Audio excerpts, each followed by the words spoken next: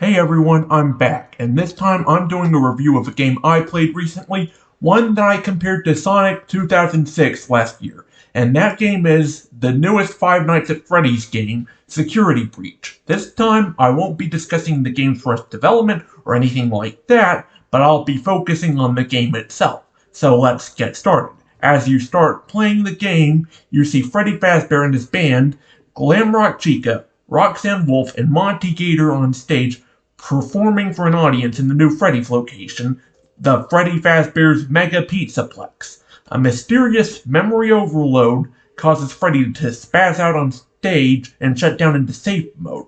When he wakes up, our player character, Gregory, is revealed to have been hiding out inside his oversized stomach hatch. You collect the Fazwatch from Freddy so that you can communicate with him as you escape his green room so that you can let him out and so that he can take you out of the Pizzaplex before it reaches midnight and it closes.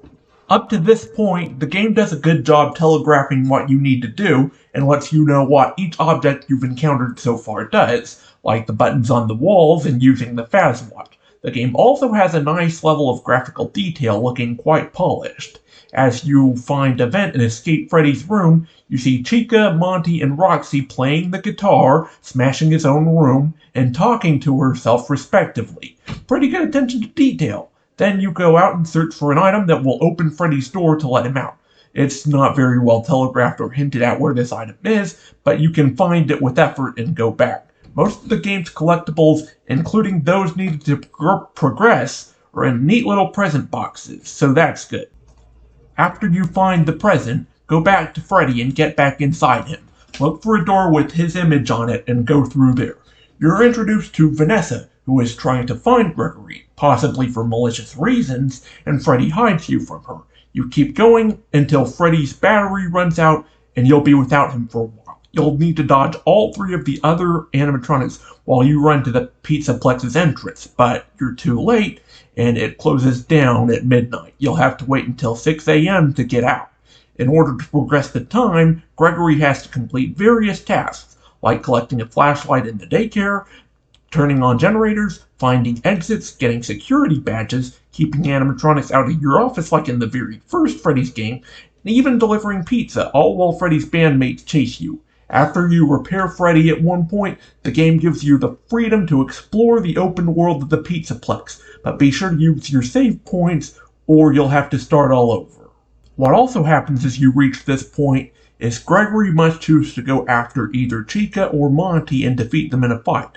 To get Monty, you'll need to go through his massive golf course, complete a maze puzzle elsewhere, then go through an event that takes you to a place where you shoot balls into a target while Monty chases you. Get enough balls in the bucket, press a button, and Monty gets crushed and falls to the ground.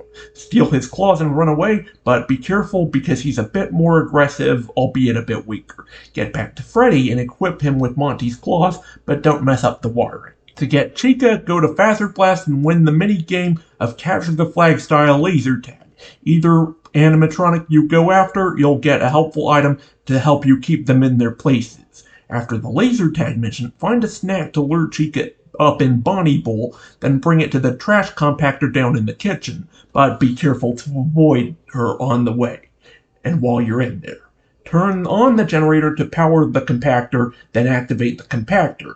Gregory and Chica fall down a few stories. Get her voice box, run away from her, carefully walk along some narrow paths, and escape. Get back to Freddy and give him Chica's voice box.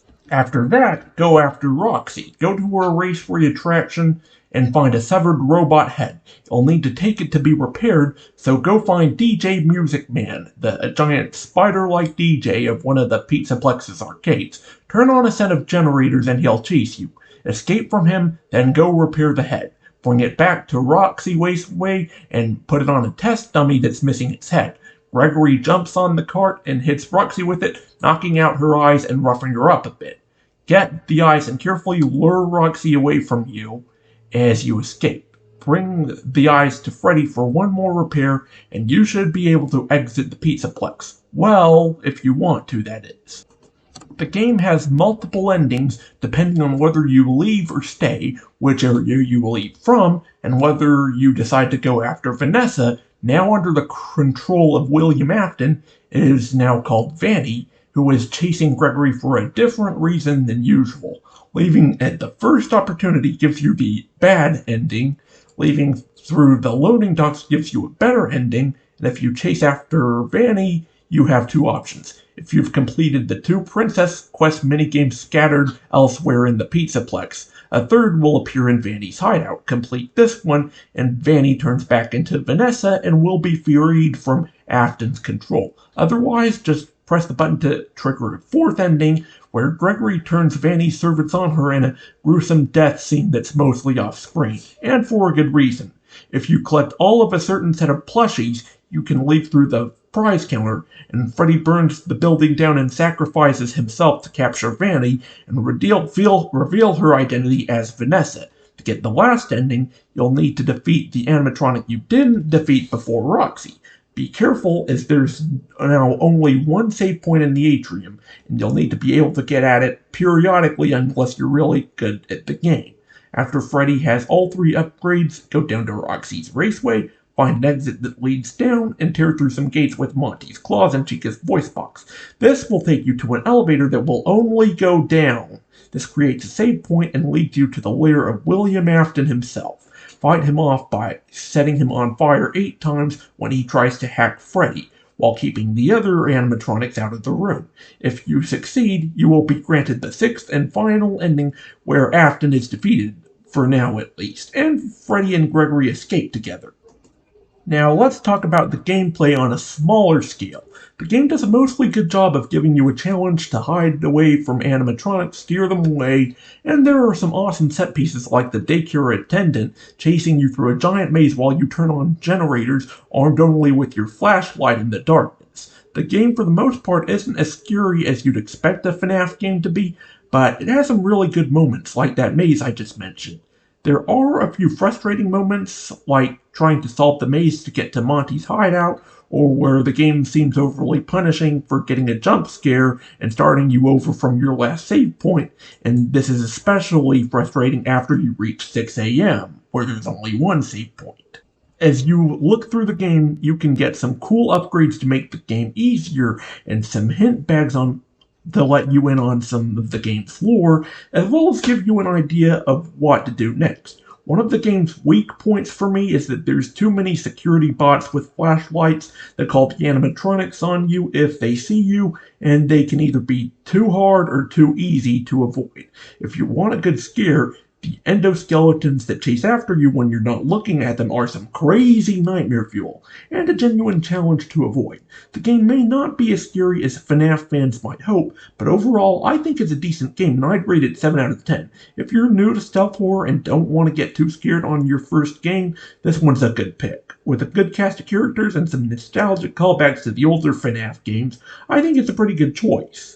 Thanks for watching the video. Sorry if I haven't been around for a while, and I hope to change that. Let me know if you've played Security Breach or if you'd be interested in giving it a try. Don't forget to like and subscribe, and if you want me to support me even more, you can comment with a super thanks to donate a tip. As always, stay safe and stay cool.